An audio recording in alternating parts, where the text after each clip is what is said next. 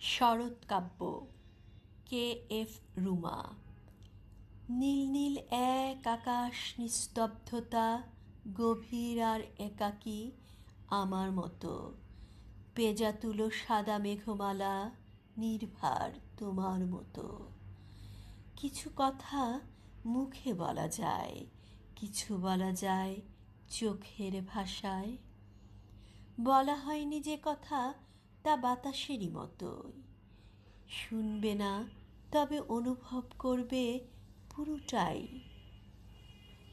কাশফুল সকালের সূর্যের সাথে খেলে আবার রাতের পঞ্চমীর চাঁদে হারায়। শিউলি রাতের নিঃসঙ্গতায় নিজেকে মেলে, কিন্তু সূর্যের স্পর্শে জজবা হারায়।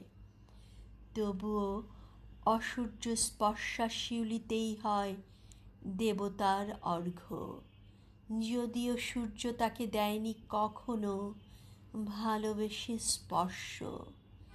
আজও কাশফুলের শুভ্রতায় পবিত্রতার চাষাবাদ।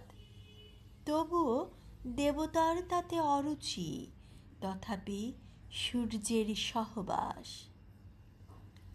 আমি তোমার শিউলি নাকি কাশফুল? আমি তোমার পুজোর মাল্য নাকি বাসনার ফুল? তুমি আমার সূর্য নাকি দেবতা, নাকি দুটোই? তোমাকে কখনো দেবতার মতো একাকী আর সূর্যের মতো স্বার্থপর মনে হয়নি তো?